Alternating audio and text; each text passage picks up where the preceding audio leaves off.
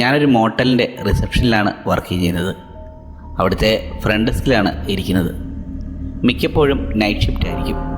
Motel എന്ന് പറയുമ്പോൾ അത്യാവശ്യം വിജനമായൊരു സ്ഥലത്താണ്. പണ്ടിതൊരു ലോഡ്ജായിരുന്നു.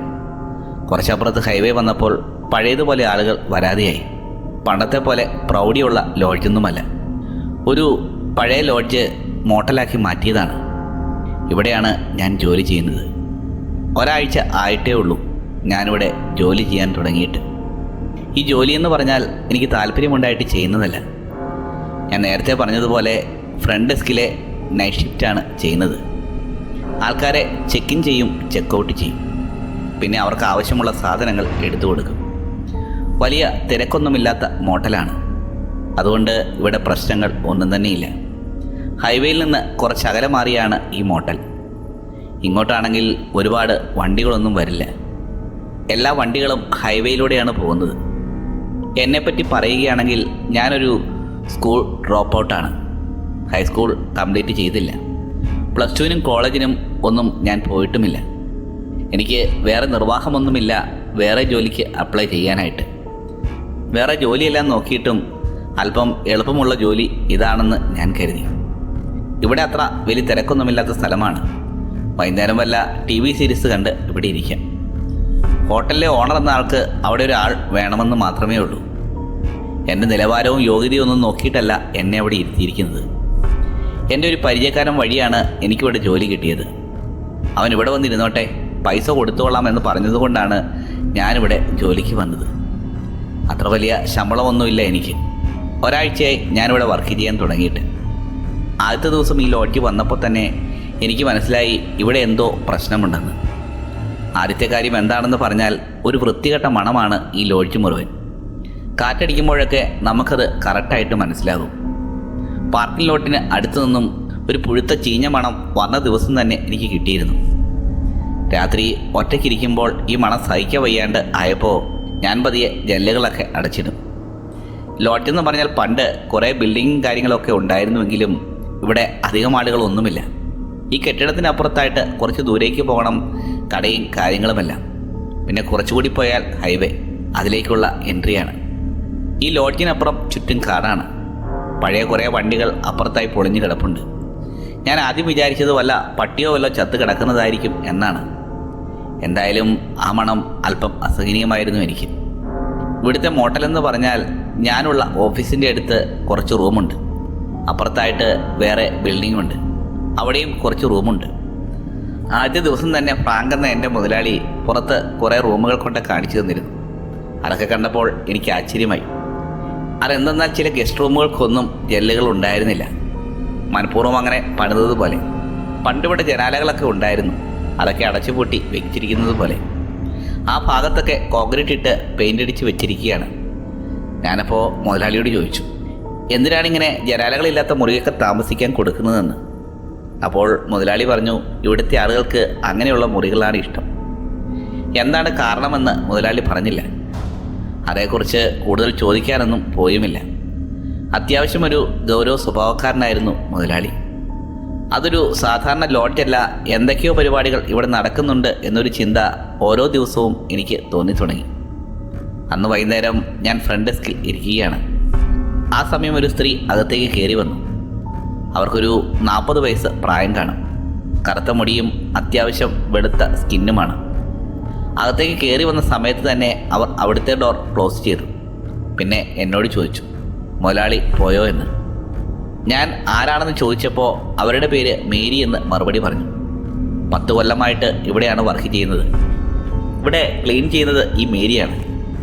ഗസ്റ്റ് വന്നു പോകുമ്പോൾ റൂമൊക്കെ ക്ലീൻ ചെയ്യുന്നത് ഇവരാണ്. ഞങ്ങൾ പരസ്പരം പരിചയപ്പെട്ടു. അവർ കൗണ്ടറിന് അടുത്തേക്ക് വന്ന് അല്പം ശബ്ദം താഴ്ത്തി പറഞ്ഞു, മോനെ, എനിക്ക് നിന്നോട് ഒരു കാര്യം പറയാനുണ്ട്. ഇവിടെ സുരക്ഷിതമായി ഇരിക്കണമെങ്കിൽ നീ കുറച്ച് കാര്യങ്ങൾ ചെയ്യണം. പുറകിൽ ആരെങ്കിലും ഉണ്ടോ എന്ന് നോക്കുന്നത് പോലെ അവർ പുറകിലേക്ക് നോക്കി. ഞാൻ പറയുന്ന കാര്യങ്ങൾ ശ്രദ്ധിച്ച് കേൾക്കണം. എന്തൊക്കെ സംഭവിച്ചാലും നീ ആരോടും ചോദ്യങ്ങളൊന്നും ചോദിക്കാൻ പാടില്ല. ആളുകൾ വരും, ചെക്ക് ഇൻ ചെയ്യും, ചെക്കൗട്ട് ചെയ്യും, അതുമാത്രം. നിൻ്റെ ജോലി മാത്രം നീ ചെയ്യുക. ബാക്കി ഒരു ചോദ്യങ്ങളും ചോദിക്കാൻ പാടില്ല. ചുരുക്കത്തിൽ പറഞ്ഞാൽ നിൻ്റെ കാര്യം മാത്രം നോക്കി ജീവിക്കുക. അങ്ങനെ നോക്കുകയാണെങ്കിൽ മാത്രം നിനക്കിവിടെ യാതൊരു കുഴപ്പവും ഉണ്ടാവില്ല. മറ്റുള്ളവരുടെ ഒരു കാര്യത്തിലും നീ ഇടപെടരുത്. ഇതെല്ലാം കേട്ടപ്പോഴേക്കും എനിക്ക് അല്പം പേടിയായി. രാത്രി സമയമാണ്, നൈറ്റ് ഷിഫ്റ്റാണ്. അപ്പോഴേക്കും എനിക്ക് മനസ്സിലായി, ഇത് മറ്റേ ടൈപ്പ് ലോഡ്ജാണ്. ഡ്രഗ്സും കാര്യങ്ങളും മറ്റു പരിപാടികളും ഇവിടെയുണ്ട്. അതുകൊണ്ടാണ് ഈ പുള്ളിക്കാരി ഇങ്ങനെ പറയുന്നതെന്ന് ഞാൻ കരുതി. നമുക്ക് കുഴപ്പമൊന്നും ഉണ്ടാവില്ലല്ലോ, പോലീസ് വന്നാൽ എന്നെ അറസ്റ്റ് ചെയ്യുമോ എന്ന് ഞാൻ ചോദിച്ചു. പോലീസോ എന്ന് അവർ ചോദിച്ചു. അതേ പോലീസ്, ഞാനിവിടെ ജോലിക്ക് കയറിയിട്ട് കുറച്ചേ ആയിട്ടുള്ളൂ. ഞാൻ കോളേജിലൊന്നും പോയിട്ടില്ല. എന്തെങ്കിലും കേസും കൂട്ടവും ഉണ്ടെങ്കിൽ അത് പ്രശ്നമാവും എന്നും പറഞ്ഞു കഴിഞ്ഞപ്പോൾ അവർ പറഞ്ഞു, പോലീസുകാരെ കൊണ്ട് നിനക്ക് യാതൊരു ഉപദ്രവവും ഉണ്ടാവില്ല. ഞാൻ പറഞ്ഞതുപോലെ ഇവിടെ വരുന്നവരോട് യാതൊരുവിധ ചോദ്യങ്ങളും ചോദിക്കരുത്. അതുമല്ല ആരോടും കോണ്ടാക്റ്റ് ഒന്നും വേണ്ട. അവരെ ചെക്ക് ഇൻ ചെയ്യിക്കുക, ചെക്കൗട്ട് ചെയ്യിക്കുക, ഇത്രയും കാര്യം മാത്രം നീ ചെയ്താൽ മതി.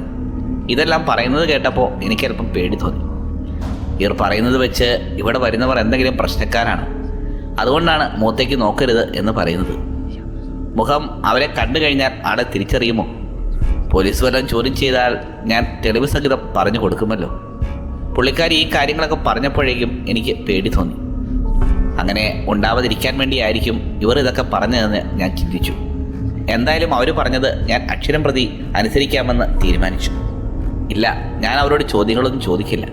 അതുമല്ല അവരുടെ മുഖത്തേക്ക് പോലും നോക്കില്ല. ഞാനിത് പറയുന്നത് കേട്ട് പുള്ളിക്കാരിയുടെ മുഖഭാവം മാറി. എന്നിട്ട് ഒന്ന് ചിരിച്ചുകൊണ്ട് പറഞ്ഞു, എന്നാൽ പിന്നെ കുഴപ്പമില്ല, പേടിക്കേണ്ട കാര്യമൊന്നുമില്ല. ഫസ്റ്റ് ദിവസം രാത്രി തന്നെ 3 ആളുകൾ വന്ന് ചെക്ക് ഇൻ ചെയ്തു. ആദ്യം വന്നയാൾക്ക് നല്ല പൊക്കവും വണ്ണവുമുണ്ട്. അയാളൊരു സൺഗ്ലാസ് വെച്ചുകൊണ്ടാണ് വന്നത്. അത് കഴിഞ്ഞ് വന്നത് ഒരു സ്ത്രീയാണ്. പുള്ളിക്കാരിയുടെ മുഖത്ത് മൊത്തം മേക്കപ്പ് വാരി പൂശിയിരിക്കുകയാണ്.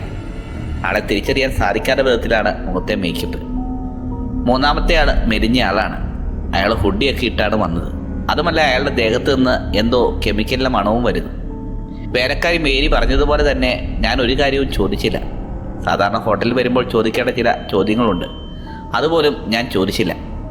ആ ഹുഡിയിട്ട് വന്നയാൾക്ക് എനിക്ക് ഒരു ഐഡി തന്നിരുന്നു. ആ ഐഡൻറ്റി കാർഡ് കണ്ടപ്പോൾ തന്നെ എനിക്ക് തോന്നിയിരുന്നു അത് ഫേക്കാണെന്ന്. അത് ചോദിക്കണമെന്ന് എൻ്റെ മനസ്സ് പറഞ്ഞപ്പോഴാണ് മേരി പറഞ്ഞ കാര്യങ്ങൾ ഞാൻ ആലോചിച്ചത്. ചോദ്യങ്ങളൊന്നും ചോദിക്കേണ്ട, അത് ചോദിക്കാതിരിക്കുന്നതാണ് നല്ലത്. അത് മനസ്സിലുള്ളത് കൊണ്ട് ഞാൻ പുള്ളിയോട് പ്രത്യേകിച്ച് ചോദ്യങ്ങളൊന്നും ചോദിക്കാൻ പോയില്ല. ഞാൻ ചെക്കിങ് കമ്പ്യൂട്ടറിലേക്ക് തുറച്ചു നോക്കിയിട്ട് അവരുടെ മുഖത്ത് പോലും ഞാൻ നോക്കുന്നില്ല. അവരുടെ ഒച്ച മാത്രം കേട്ടുകൊണ്ടാണ് ഞാൻ വർക്ക് ചെയ്യുന്നത്. പാതിരാത്രി ആയപ്പോഴേക്കും ചെക്കിങ് എല്ലാം കഴിഞ്ഞു. ഞാനിത്തിരി റിലാക്സ് ചെയ്തേക്കാമെന്ന് വിചാരിച്ച്, അതുമല്ല ഈ 12 മണി നേരം കഴിഞ്ഞ് ഈ ഓണം കയറാൻ മുലയിൽ ആരും വന്ന് റൂമെടുക്കാനും പോകുന്നില്ല. ഞാൻ ഫോണിൽ വല്ല സീരീസ് കാണാമെന്ന് വിചാരിച്ച് ഡെസ്കിൻ്റെ പുറകിലായിട്ട് ഒരു റൂമുണ്ട്. ആ റൂമിൻ്റെ അകത്തേക്ക് കയറി. അവിടെ ഞാൻ സീരീസ് കണ്ടുകൊണ്ട് ഇരിക്കുകയായിരുന്നു. 3 പേര് ചെക്ക് ഇൻ ചെയ്തവർ എൻ്റെ ബിൽഡിങ്ങിലല്ല, പുറത്തെ ബിൽഡിങ്ങിലാണ് ചെക്ക് ഇൻ ചെയ്തിരിക്കുന്നത്. എൻ്റെ ബിൽഡിങ്ങിൽ ഇപ്പോൾ ഞാൻ മാത്രമേ ഉള്ളൂ. ഞാനിങ്ങനെ TV സീരീസ് കണ്ടുകൊണ്ടിരിക്കുന്ന സമയത്ത് ഒരു 2 മണി സമയത്ത് ആരോ വാതിൽ തുറന്ന് ഉള്ളിലേക്ക് കയറി വന്നു. ഞാൻ പുറത്തേക്ക് നോക്കിയപ്പോൾ ഒരു വണ്ണമുള്ള സൺഗ്ലാസ് വെച്ച ആളായിരുന്നു, നേരത്തെ ചെക്കിങ് ചെയ്ത പുള്ളി. അയാൾ കയറി വന്നപ്പോഴാണ് മനസ്സിലായത് ഞാൻ ഫ്രണ്ടിലെ ഡോർ ലോക്ക് ചെയ്തിട്ടില്ലായിരുന്നുവെന്ന്. ഞാൻ വേഗം ചെന്ന് ഫ്രണ്ട് ഡെസ്കിലെ കമ്പ്യൂട്ടർ സ്ക്രീനിലേക്ക് നോക്കി അവിടെ തന്നെ ഇരുന്നു. ഞാൻ അയാളുടെ മുഖത്തേക്ക് നോക്കാതെ പറഞ്ഞു, സാർ എന്തെങ്കിലും സഹായം വേണോ? ഞാൻ എൻ്റെ കണ്ണിൻ്റെ സൈഡിൽ കൂടി ഒളിഞ്ഞു നോക്കുന്നത് പോലെയാണ് പുള്ളിയെ നോക്കിക്കൊണ്ടിരുന്നത്. അയാൾ എന്നോട് പറഞ്ഞു, നിങ്ങളുടെ കയ്യിൽ ഷേവിംഗ് സെറ്റ് വല്ലതും ഇരിപ്പുണ്ടോ എന്ന്. ഞാൻ ഇത് കേട്ട് ഞെട്ടിപ്പോയി. 2 മണിക്ക് ഷേവ് ചെയ്യാനോ? ഇയാൾ എന്താ ഈ കാണിക്കുന്നത്? എനിക്ക് പേടിയായി. ചിലപ്പോൾ അത് വെച്ച് വല്ലവരുടെ കഴുത്ത് കണ്ടിക്കാനാണോ ഇയാളിത് ചോദിക്കുന്നത്? എന്താ ഇവിടെ സംഭവിക്കുന്നതെന്ന് ഞാൻ ആലോചിച്ചു. ഷേവിംഗ് സെറ്റൊന്നും എൻ്റെ കയ്യിലില്ല എന്ന് ഞാൻ പറഞ്ഞു. അയാളുടെ മുഖത്ത് നോക്കാതെ കമ്പ്യൂട്ടർ സ്ക്രീനിൽ നോക്കിക്കൊണ്ടാണ് ഞാൻ ഈ കാര്യങ്ങളെല്ലാം പറഞ്ഞുകൊണ്ടിരിക്കുന്നത്. അവിടെ നിങ്ങളുടെ സ്റ്റോറേജിൽ വല്ലതും ഉണ്ടോ? അതൊന്ന് നോക്കാമോ പ്ലീസ് എന്ന് എന്നോട് ചോദിച്ചു. തൊട്ടുപുറകിലെ റൂമാണ് സ്റ്റോറേജ് റൂം. എങ്കിലും എനിക്ക് നല്ല പേടിയായി അവിടം വരെ എഴുന്നേറ്റ് പോകാൻ. ഒരു ഭയം. അവിടുന്ന് എഴുന്നേറ്റ് തിരിയുമ്പോൾ പുറകിൽ നിന്ന് തോക്കോ കത്തിയോ വെച്ച് ആക്രമിച്ചാലോ എന്ന് ഞാൻ ആലോചിച്ചു. എനിക്ക് നല്ല പേടിയും ഉണ്ടായിരുന്നു. അയാളോട് നോ പറയുന്ന കാര്യം അതിലും വൃത്തികെട്ട സിറ്റുവേഷനാണെന്ന് ഞാൻ ചിന്തിച്ചു. ഇനി ഇയാൾക്ക് വല്ല വട്ടുമുണ്ടെങ്കിൽ ഇയാൾ എന്നെ ഉപദ്രവിച്ചാലോ എന്ന് വിചാരിച്ചു. ഞാൻ കമ്പ്യൂട്ടർ സ്ക്രീനിലേക്ക് തന്നെ നോക്കി എന്ത് ചെയ്യണമെന്ന് ആലോചിച്ചുകൊണ്ടിരുന്നു. പതിയെ അയാളുടെ മുഖത്തേക്ക് നോക്കണമെന്ന് തോന്നി. ഞാൻ അയാളുടെ മുഖത്തേക്ക് നോക്കി. അയാളുടെ മുഖത്തേക്ക് നോക്കിയപ്പോഴാണ് എനിക്ക് മനസ്സിലായത് ഒരു പ്രത്യേകതയുണ്ട് അയാൾക്ക്. സൺഗ്ലാസിന് മുകളിലായി പെരുകമെന്ന സാധനം എനിക്ക് കാണാൻ സാധിക്കുന്നില്ല. സൺഗ്ലാസ് മുകളിൽ എന്തോ ഫ്ലാറ്റാണ്. അയാൾ ആ സൺഗ്ലാസ് മാറ്റിയാൽ അവിടെ കണ്ണുകളല്ലാതെ അവിടെ കുഴികളാണെന്ന് എനിക്ക് തോന്നി. ഞാൻ അങ്ങോട്ട് കുറച്ചധികം നേരം നോക്കിയില്ല. ഞാൻ വീണ്ടും നോക്കിയപ്പോഴാണ് അയാൾ പറഞ്ഞത് താനാ പുറകിൽ പോയി നോക്കാൻ. ഇത്തവണ അയാളുടെ ഒച്ച കടുപ്പിച്ചിരുന്നു. ഞാൻ മുറിയിൽ നോക്കാമെന്ന് പറഞ്ഞു. പെട്ടെന്ന് തന്നെ ഞാൻ സീറ്റിൽ നിന്നും എഴുന്നേറ്റ് സ്റ്റോറേജ് റൂമിലേക്ക് പോയി. ഞാൻ പതിയെ തിരിഞ്ഞു നോക്കി അയാൾ എന്നെ ഫോളോ ചെയ്യുന്നുണ്ടോ എന്ന്. അയാൾ എന്നെ ഫോളോ ഒന്നും ചെയ്തിരുന്നില്ല. ഞാൻ അവിടെ പോയി എന്ത് ചെയ്യണമെന്ന് ആലോചിച്ചുകൊണ്ടിരുന്നപ്പോഴാണ് അയാൾ കിട്ടിയോ എന്ന് ചോദിച്ചത്. ഇത്തവണ അയാളുടെ ചോദ്യത്തിന് അല്പം ദേഷ്യമുണ്ടായിരുന്നു. പക്ഷേ അവിടെ ഒരു പഴയ പാക്കറ്റ് ഷേവിംഗ് സെറ്റ് ഉണ്ടായിരുന്നു. ഞാനത് പെട്ടെന്ന് തന്നെ എടുത്ത് പുള്ളിയുടെ അടുത്ത് കൊണ്ടുപോയി കൊടുത്ത ശേഷം അയാൾ താങ്ക്സ് പറഞ്ഞു. പിന്നെ ഒരക്ഷരം പോലും പറയാതെ അയാൾ തിരിഞ്ഞ് ഡോർ തുറന്ന് പുറത്തേക്ക് പോയി. ഡോർ തുറന്ന് പുറത്തേക്ക് പോയ സമയം ഞാൻ തന്നെ ഓടിച്ചെന്ന് ഡോറിൻ്റെ അടുത്തേക്ക് ചെന്ന് പെട്ടെന്ന് തന്നെ ഡോർ പൂട്ടി അവിടുത്തെ കർട്ടനും വലിച്ചിട്ടു. എന്നിട്ട് ഞാൻ കമ്പ്യൂട്ടർ സ്ക്രീനിലേക്ക് വന്നിരുന്നു. എൻ്റെ നെഞ്ചാണെങ്കിൽ ഇടിക്കുന്നുണ്ട്. എനിക്ക് അയാളെ കണ്ടിട്ട് വേറെ എന്തോ ഒരു വൃത്തികെട്ട വൈബ് അടിച്ചു. എന്തുകൊണ്ടാണ് എന്ന് എനിക്കറിയില്ല. അയാളുടെ കണ്ണുകളിലെ ഇരുട്ട് കാരണമാണോ അതോ അയാൾക്ക് പുരികമില്ലാത്തത് കൊണ്ടാണോ എന്ന് എനിക്കറിയില്ല. ഇതിനെക്കുറിച്ച് ആലോചിച്ചപ്പോഴാണ് ഞാൻ ആ കാര്യം ചിന്തിച്ചത്. ആ വണ്ണമുള്ളയാൾ, മേക്കപ്പ് ഇട്ട സ്ത്രീ, പിന്നെ ഹുഡി ഇട്ടയാൾ, ഇവർ 3 പേരുടെ കോമൺ ആയിട്ടുള്ള കാര്യം എന്തെന്ന് വെച്ചാൽ ഈ 3 പേരും മുഖം മൂടിക്കെട്ടിയാണ് വന്നിരിക്കുന്നത്. ആ സ്ത്രീയുടെ കാര്യം അവരെ തിരിച്ചറിയാൻ പറ്റാത്ത വിധം മുഖം മേക്കപ്പ് ചെയ്തിരിക്കുകയാണ്. ശരിക്കും പറഞ്ഞാൽ സർക്കസിലെ കോമാളിയുടെ മേക്കപ്പ് പോലെ. അതുമല്ല, മേക്കപ്പ് വിണ്ട് കീറിയതുപോലെയാണ്. മുഖം കവർ ചെയ്യാൻ ഇടുന്നത് പോലെയുള്ള മേക്കപ്പ്. ഹുഡിയിട്ട ആളാണെങ്കിൽ ഹുഡി നല്ലവണ്ണം വലിച്ചിട്ടത് കൊണ്ട് അയാളുടെ മുഖം ശരിക്കും വിസിബിൾ അല്ലായിരുന്നു. ഈ 3 പേരും എന്തോ ഒളിക്കാൻ ശ്രമിക്കുന്നത് പോലെ എനിക്ക് തോന്നി. ഇതിനെപ്പറ്റിയൊക്കെ ആലോചിച്ചപ്പോൾ എനിക്ക് പേടി പോലെ തോന്നി. ഇതൊക്കെ മതി, അടുത്ത ദിവസം രാവിലെ എഴുന്നേറ്റ് പോകാം. എന്തായാലും ഡേ ഷിഫ്റ്റിലെ ആളുകൾ വരട്ടെ, അപ്പോൾ ഇവിടുന്ന് പോകാമെന്ന് ഞാൻ ചിന്തിച്ചു. നേരം പുലർന്ന് ആൾക്കാർ വന്നപ്പോൾ ഞാൻ വീട്ടിലേക്ക് തിരിച്ചു. തലേദിവസം രാത്രി ഞാൻ ഉറങ്ങിയിരുന്നില്ല. അതുകൊണ്ട് വീട്ടിൽ പോയി കിടന്നുറങ്ങി. ആ ഉറക്കത്തിൽ കണ്ടത് മുഴുവൻ ദുസ്വപ്നങ്ങളായിരുന്നു. മുഖമില്ലാത്ത ആളുകളെയാണ് സ്വപ്നത്തിൽ മുഴുവൻ കണ്ടത്. പകൽ വീട്ടിൽ പോയി കിടന്നുറങ്ങിയെങ്കിലും എനിക്ക് കാര്യമായിട്ട് വലിയ ഉറക്കമൊന്നും വന്നില്ല. അന്ന് രാത്രി വൈകുന്നേരം ഞാൻ വീണ്ടും നൈറ്റ് ഷിഫ്റ്റിനായി എത്തി. വന്നത് എന്താണെന്ന് വെച്ചാൽ വേറെ ജോലി ഒന്നുമില്ല. ഇതിൽ വരുമാനം കൊണ്ട് മാത്രമേ ജീവിക്കാൻ സാധിക്കുകയുള്ളൂ. അങ്ങോട്ട് വന്നപ്പോൾ കഴിഞ്ഞ ദിവസത്തെ പോലെ വലിയ പ്രശ്നങ്ങളൊന്നുമില്ല. ഞാൻ ഉണ്ടായിരുന്ന സമയത്ത് ആരും ചെക്കിംഗ് ഒന്നും ചെയ്തില്ല. രാവിലെ തന്നെ ആൾക്കാർ ചെക്കിൻ ചെയ്ത് കയറിയെന്ന് തോന്നുന്നു. അതുകൊണ്ട് ആ ബിൽഡിംഗ് ഡോർ ലോക്ക് ചെയ്തു. ഒരു കാപ്പി ഉണ്ടാക്കി എന്തെങ്കിലും TV സീരീസ് കാണാമെന്ന് വിചാരിച്ച് കമ്പ്യൂട്ടർ ഡെസ്കിലെ മുമ്പിലെ കസാരയിൽ പോയിരുന്നു. ഞാൻ ഈ TV സീരീസ് കണ്ടുകൊണ്ടിരിക്കുന്ന സമയത്താണ് വല്ലാത്തൊരു ഒച്ച ഞാൻ കേൾക്കുന്നത്. ഇത് കേട്ട സമയം എൻ്റെ കയ്യിൽ നിന്നും നിലത്തേക്ക് ഫോൺ പോയി. ഞാൻ അവിടെയെല്ലാം നോക്കി. ചുറ്റും ക്യാമറയുണ്ട്. ഞാൻ നോക്കിയപ്പോൾ റൂം 16ൻ്റെ വാതിൽ തുറന്നു കിടക്കുന്നു. ഞാൻ ക്യാമറയിൽ കാണുന്നത് അവിടെ ആരുമില്ല. പുറത്തെ വിൻഡോയിലെ കർട്ടൻ മാറ്റി നോക്കി. അവിടെ പാർക്കിംഗ് ലോട്ടിലും ആരുമില്ല. ബിൽഡിങ്ങിന് പുറത്ത് ആരും തന്നെ നിൽക്കുന്നില്ല. ഞാൻ തിരിച്ചു പോയി കമ്പ്യൂട്ടറിലേക്ക് നോക്കി. സെക്യൂരിറ്റി ക്യാമറ ചെക്ക് ചെയ്തു. ഇനി ആരെങ്കിലും അവിടെ ബുക്ക് ചെയ്തിട്ടുണ്ടോ എന്നറിയാൻ വേണ്ടിയിട്ട്. റിസപ്ഷനിൽ പോയി ബുക്കും പരിശോധിച്ചു. ഇന്നിവിടെ ആരും ബുക്ക് ചെയ്തിട്ടില്ല. ഈശ്വര, പുറത്തേക്ക് പോയിട്ട് വാതിലടയ്ക്കണോ? ഡോറിപ്പോൾ തുറന്നാണ് കിടക്കുന്നത്. ഇത് എൻ്റെ ജോലിയാണ്. അതുമല്ല, അപ്പുറത്തെ ബിൽഡിങ്ങുമാണ്. അങ്ങോട്ട് പോകാൻ എനിക്ക് പേടിയുമാണ്. കാരണം ഞാൻ മാത്രമേ ഉള്ളൂ ഈ ലോഡ്ജിൽ. ഹൈവേയുടെ അടുത്തായുള്ള ബൈപ്പാസ് റോഡിൽ ഇടയ്ക്കിടെ കാർ പോകുന്നതല്ലാതെ വേറെ വഴിപോക്കർ ആരുമില്ല.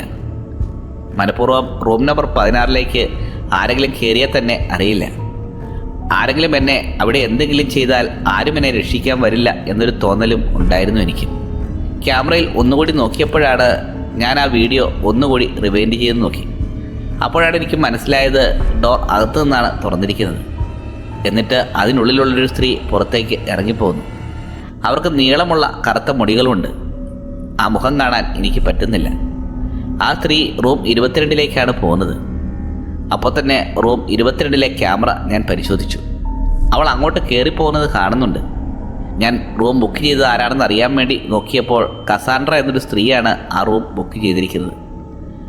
അപ്പോഴേക്കും ഞാൻ വിചാരിച്ചു ആ സ്ത്രീ അത്ര ശരിയല്ല. ഒഴിഞ്ഞ റൂമിൽ കയറി എന്തെങ്കിലും സാധനം മോഷ്ടിക്കാനുള്ള പരിപാടിയായിരിക്കും.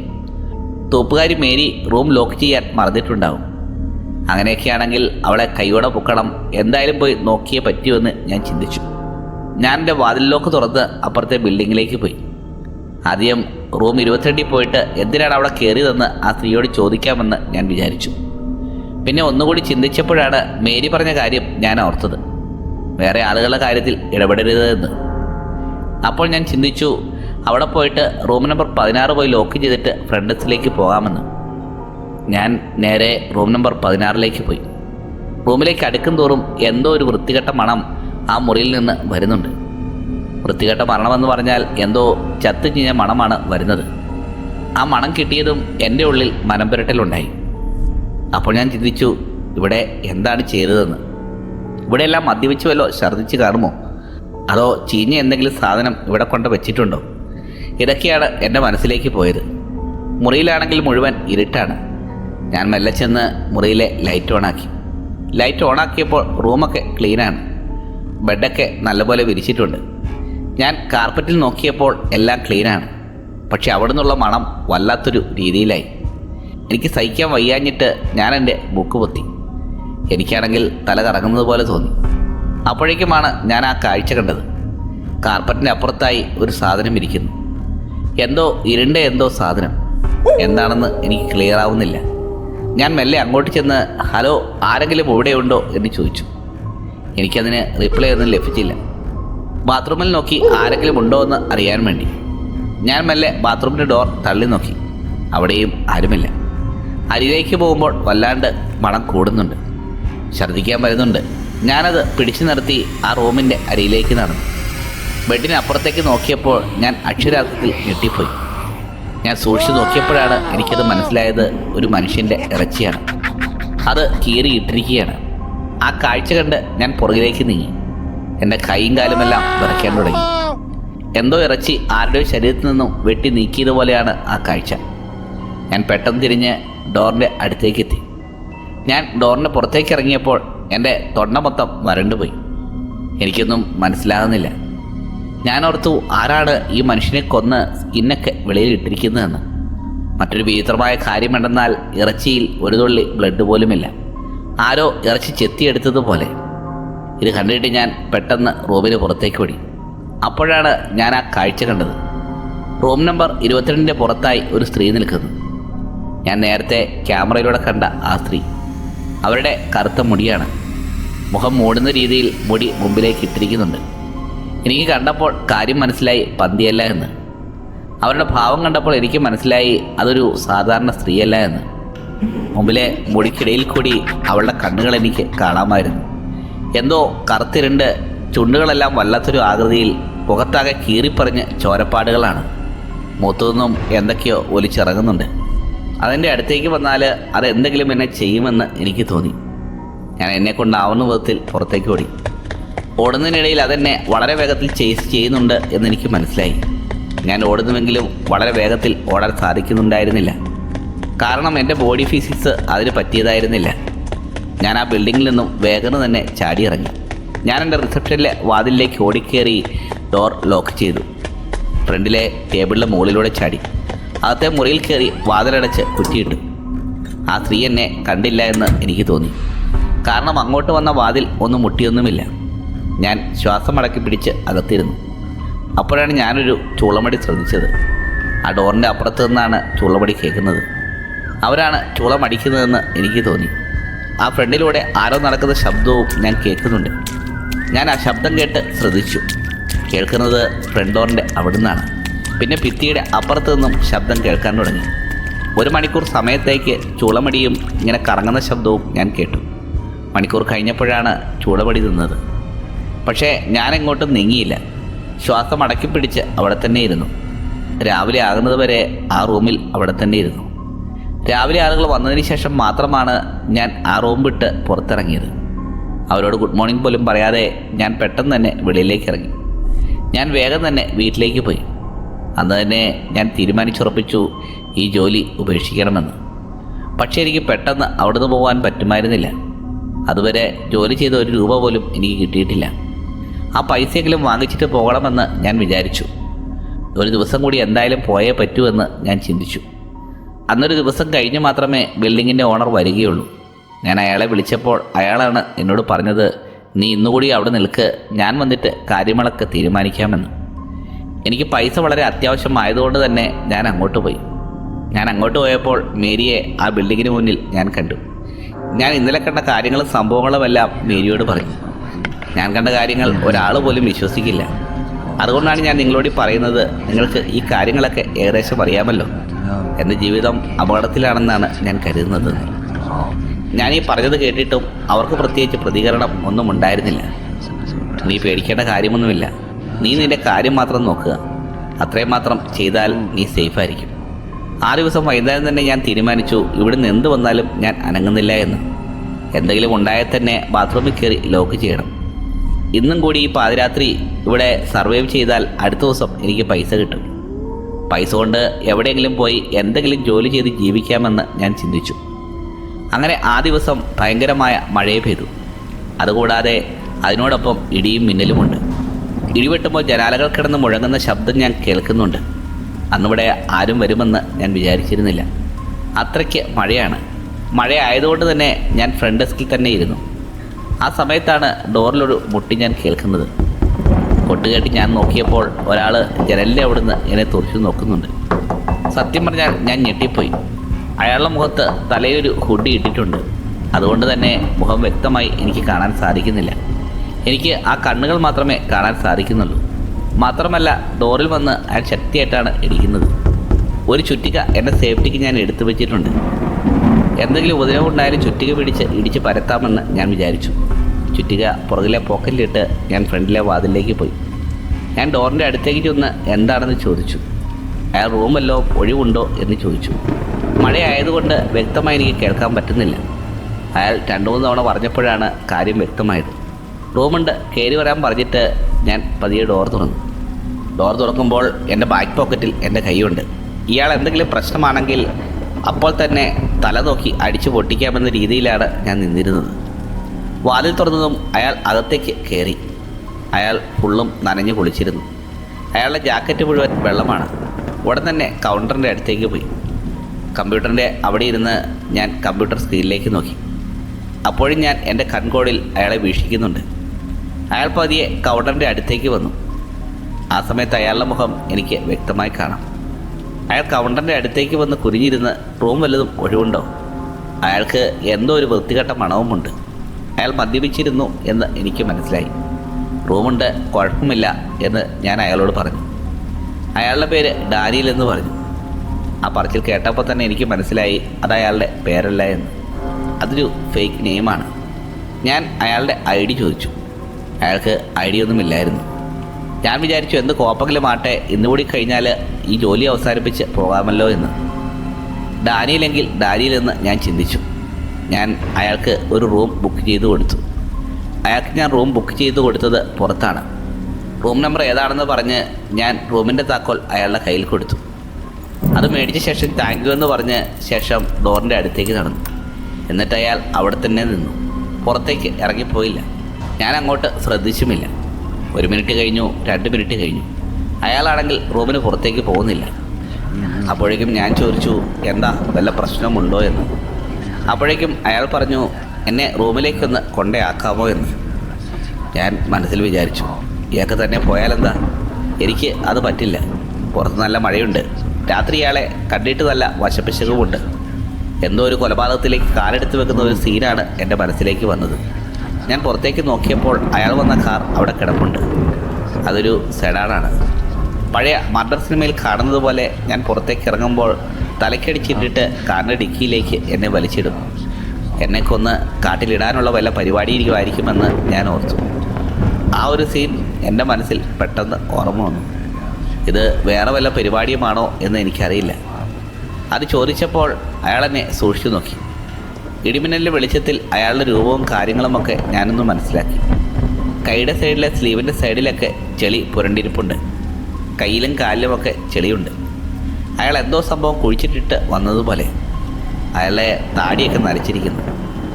അയാൾ സംസാരിക്കുമ്പോൾ അയാളുടെ പല്ലിലേക്ക് നോക്കുമ്പോൾ മഞ്ഞ കട്ട പിടിച്ച പല്ലുകളാണ്. അയാൾ അങ്ങനെ ചോദിച്ചപ്പോൾ ഞാൻ ചോദിച്ചു, തനിക്ക് ഒറ്റയ്ക്ക് അങ്ങോട്ട് പോയിക്കൂടെ എന്ന്. എനിക്കിപ്പോൾ വരാൻ സമയമില്ല. എനിക്ക് അത്യാവശ്യം കുറച്ച് ജോലി തീർക്കാനുണ്ട്.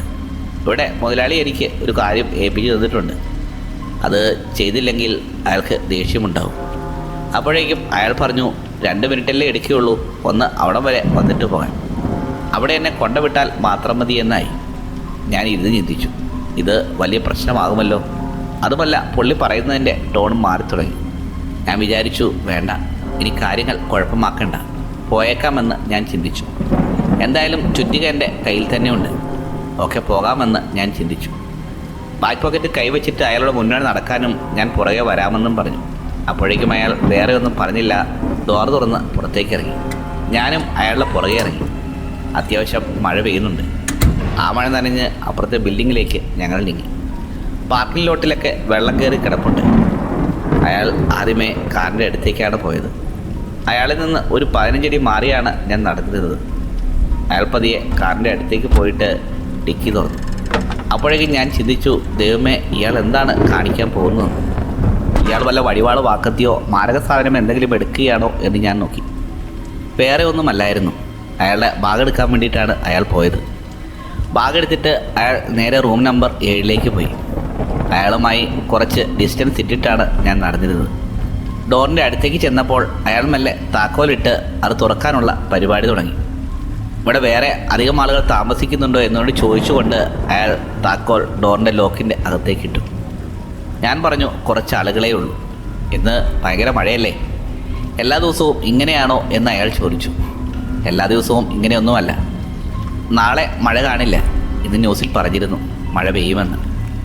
നാളെ പ്രശ്നമൊന്നും ഇല്ല എന്നാണ് പറഞ്ഞത്. ഞാൻ അയാളോട് സംസാരിച്ചുകൊണ്ട് കുറേ നേരമായി നിൽക്കുന്നു. അയാൾ പൂട്ട് തുറക്കാൻ ശ്രമിക്കുകയാണ്. ഞാൻ അയാളുടെ കയ്യിലേക്ക് നോക്കിയപ്പോഴാണ് എനിക്ക് മനസ്സിലായത്, അയാൾ റൂമിലേക്ക് കയറാൻ നോക്കുകയല്ല. അയാൾ താക്കോൽ അകത്തേക്ക് ഇടുന്നു, പിന്നെ പുറത്തേക്ക് എടുക്കുന്നു. അത് തിരിക്കാൻ അയാൾ ശ്രമിക്കുന്നില്ല. പിന്നെയും ഇയാൾ ഇത് തന്നെ ചെയ്തുകൊണ്ട് സമയം കളയുകയാണ്. ഇയാൾക്ക് മറ്റെന്തോ ലക്ഷ്യമുണ്ട്. ഇയാൾ ആരെയോ വെയിറ്റ് ചെയ്യുന്നത് പോലെ. ഇയാൾ എന്നെ ഇവിടെ കൊണ്ട് നിർത്തിയിരിക്കുന്നതിന് എന്തോ കാരണമുണ്ടെന്ന് എനിക്ക് മനസ്സിലായി. ഞാൻ അയാളുടെ കയ്യിലേക്ക് നോക്കുന്നത് അയാൾ കണ്ടെന്ന് തോന്നുന്നു. ഞാൻ അയാളുടെ മുഖത്തേക്ക് നോക്കിയപ്പോൾ അയാൾ എന്നെ തുറച്ചു നോക്കിക്കൊണ്ട് നിൽക്കുകയാണ്, എന്നെ എന്തോ പഠിക്കുന്നത് പോലെ. ആ നിമിഷം തന്നെ അവിടുന്ന് ഇറങ്ങി ഓടാൻ എനിക്ക് തോന്നി. അയാൾ പതിയെ തിരിഞ്ഞപ്പോഴേക്കും ഞങ്ങൾ തമ്മിലുള്ള അകലം കുറഞ്ഞു.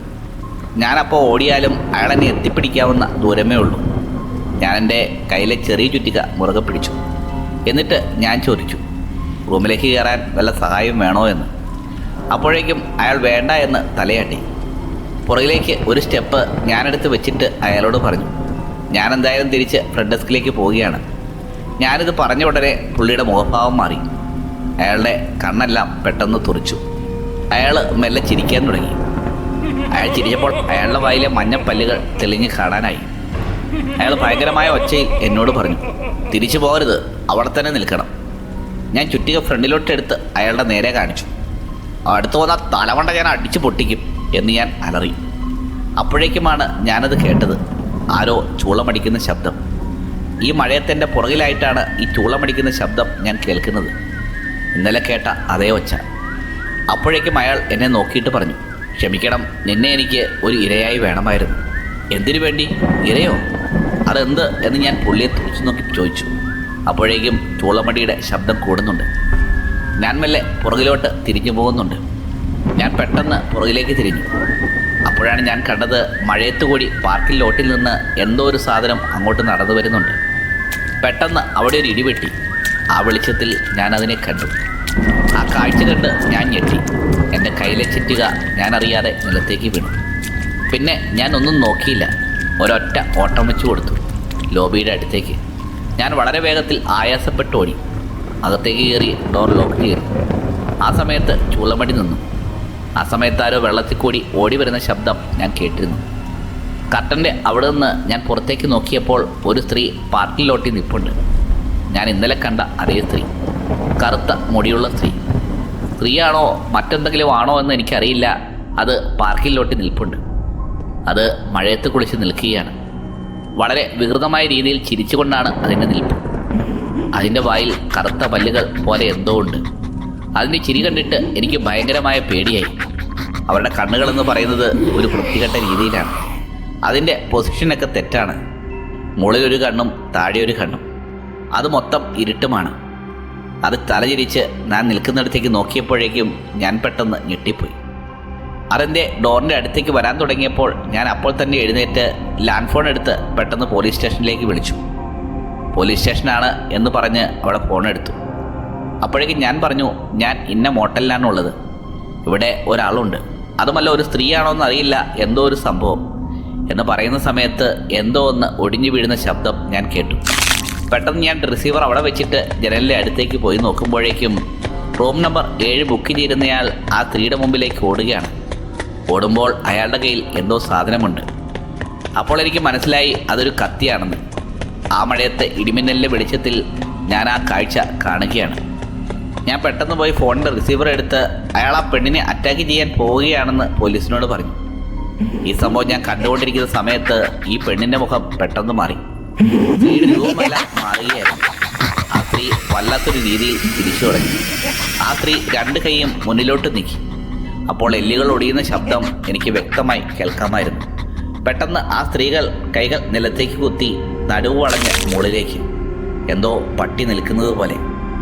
പെട്ടെന്ന് ഓടി വന്ന ആളുടെ മേലേക്ക് ആ സ്ത്രീ കുതിച്ചു ചാടി. ആ ചാട്ടത്തിൽ സെക്കൻഡുകൾക്കുള്ളിൽ തന്നെ അയാൾ ചത്തു വീഴുന്നതാണ് ഞാൻ കാണുന്നത്. ആ രൂപം 4 കാലിൽ അയാളുടെ ദേഹത്ത് ചവിട്ടി നിൽക്കുകയാണ്. ഉപ്പൂറ്റുകുത്തി 4 കാലിലാണ് ഈ സ്ത്രീ നിൽക്കുന്നത്. ആ രൂപത്തിൻ്റെ കയ്യിലെ നഖങ്ങളെന്ന് പറഞ്ഞാൽ ഭയങ്കര നീട്ടം. ഞാൻ ഈ കാഴ്ചയെല്ലാം കണ്ടുവെന്ന് മനസ്സിലാക്കിയ ആ സ്ത്രീ തിരിച്ച് എൻ്റെ അടുത്തേക്ക് നോക്കി. അത് കണ്ട് ഞാൻ ജനാലക്കരികിൽ നിന്ന് പുറകിലേക്ക് ഉരുണ്ടു വീണു.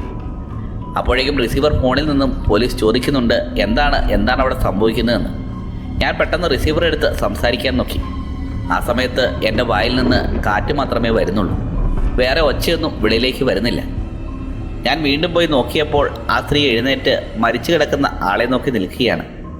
ആ സമയം റൂം നമ്പർ 22ലേക്ക് ഈ സ്ത്രീ അയാളെ വലിച്ചുകൊണ്ട് പോയിക്കൊണ്ടിരിക്കുകയാണ്. ആ ബിൽഡിങ്ങിനകത്തേക്ക് പോയി കാണാതെയായി. എൻ്റെ കോൾ കേട്ടിട്ട് പോലീസുകാർ പെട്ടെന്ന് തന്നെ അവിടെ എത്തി. ഞാൻ അവർ വന്ന പാടെ പറഞ്ഞു, റൂം നമ്പർ 22 ചെക്ക് ചെയ്യണം, അവിടെ പ്രശ്നമാണ്, അവിടെ ആരെയോ കൊന്നിട്ടുണ്ട്. പക്ഷേ പോലീസുകാർ അവിടെ പോയി റൂം തുറന്ന് റൂം നമ്പർ 22 പരിശോധിച്ചപ്പോൾ ഒരു പ്രശ്നവുമില്ലാതെ ഒരു സ്ത്രീ റൂമിലുണ്ട്. പക്ഷേ പുള്ളിക്കാരി ഞാൻ പറഞ്ഞതുപോലെ ഒന്നുമല്ല. ഇതെല്ലാം CCTV ക്യാമറയിലൂടെ ഞാൻ കണ്ടു. അവിടെ ഇരിക്കുന്ന സ്ത്രീ വളരെ നോർമലായിട്ടുള്ള ഒരു സ്ത്രീയാണ്. പക്ഷേ ഈ പോലീസുകാർ എന്താണ് സംസാരിക്കുന്നതെന്ന് എനിക്കറിയില്ല. ഞാൻ CCTV ക്യാമറയിലൂടെയാണ് ഇതെല്ലാം കാണുന്നത്. പോലീസുകാർ അവിടെ ചോദ്യം ചെയ്യുന്നുണ്ടെങ്കിലും അവരെ അറസ്റ്റ് ചെയ്യാൻ ശ്രമിക്കുന്നില്ല. മരിച്ചയാളുടെ ബോഡിയും പോലീസുകാർക്ക് കിട്ടിയിട്ടില്ല. എന്തോ കാര്യം അന്വേഷിക്കാൻ വന്നതുപോലെ പോലീസുകാർ അവിടെ വന്നിട്ട് അവിടുന്ന് പോയി. അവിടെ പരിശോധിച്ച ശേഷം പോലീസുകാർ എൻ്റെ അടുത്തേക്ക് വന്നു. എന്നോട് സെക്യൂരിറ്റി ടേപ്പ് കാണണമെന്ന് പറഞ്ഞു. സെക്യൂരിറ്റി ടേപ്പ് കാണിച്ചു നോക്കിയപ്പോൾ ഇടിമിന്നൽ കാരണം ഫ്രണ്ടിലെ ക്യാമറയുടെ വ്യൂ കിട്ടിയിരുന്നില്ല. കൂടെ ഉണ്ടായിരുന്ന ഓഫീസർ അയാളെന്തോ കണ്ടിട്ടുണ്ടെന്നതുപോലെ എന്നോട് പറഞ്ഞു, നീയൊന്നും കണ്ടിട്ടില്ല, നിനക്ക് കാര്യം മനസ്സിലായോ? നീയൊന്നും കണ്ടിട്ടില്ല. അപ്പോഴേക്കും ഞാൻ തർക്കിച്ചു, അല്ല അതെങ്ങനെ പറയാൻ പറ്റും, ഞാൻ കണ്ടതാണല്ലോ. ഞാനത് പറഞ്ഞത് പോലീസുകാരൻ എന്നെ കൊളറിൽ കുത്തിപ്പിടിച്ചിട്ട് പറഞ്ഞു, ഞാൻ പറയുന്നത് ശ്രദ്ധിച്ച് കേൾക്കുക, നീയൊന്നും കണ്ടിട്ടില്ല, മനസ്സിലായോ? നീയൊന്നും കണ്ടിട്ടില്ല. അടുത്ത ദിവസം നിനക്ക് വേറെ ജോലി കെട്ടി ഇവിടുന്ന് പോവുകയാണ്, നീ ഇനി ഇവിടെ നിൽക്കരുത്. ഞാൻ അപ്പോഴേക്കും തർക്കിച്ചു, എന്താണ് സാർ നിങ്ങൾ പറയുന്നത്, എനിക്ക് മനസ്സിലാകുന്നില്ല. അപ്പോഴേക്കും പോലീസുകാരൻ എന്നോട് ദേഷ്യപ്പെട്ടു, ഞാൻ പറഞ്ഞത് നിനക്ക് മനസ്സിലാകുന്നില്ലേ? ഞാനപ്പോൾ ശരിക്കും പേടിച്ചു. ഞാൻ ഒന്നും കണ്ടിട്ടില്ല. അന്ന് രാത്രി തന്നെ മോട്ടലിൻ്റെ ഓണർ വന്നു. എനിക്ക് എൻ്റെ ശമ്പളം തന്നു. എന്നോട് അപ്പോൾ തന്നെ പൊയ്ക്കൊള്ളാൻ പറഞ്ഞു. ഞാൻ അപ്പോൾ തന്നെ അവിടുന്ന് പോയി. ഇക്കാര്യം ഞാൻ പുറത്ത് വേറെ ആരോടും പറഞ്ഞില്ല. ഞാൻ വായടച്ച് വെച്ചിരിക്കുകയാണ്. അടുത്ത ദിവസം രാവിലെ തന്നെ എന്നെ 2 പോലീസുകാർ കാണാൻ വന്നു. ഇന്നലെ നടന്ന കാര്യം ആരോടും പറയരുത്, അത് പറയേണ്ട യാതൊരു ആവശ്യവുമില്ല, നിൻ്റെ സേഫ്റ്റിക്ക് വേണ്ടിയാണ് ഞങ്ങളിത് പറയുന്നത് എന്ന് എന്നോട് പറഞ്ഞു. അതുകൊണ്ട് മര്യാദയ്ക്ക് വേറെ എവിടെയെങ്കിലും പോയി ജോലി ചെയ്ത് രക്ഷപ്പെട്ടു കൊള്ളുക, ഇനി ഈ സ്ഥലത്തോട്ട് ഒരിക്കലും വന്നു പോകരുത് എന്നാണ് പോലീസുകാരൻ എന്നോട് പറഞ്ഞത്.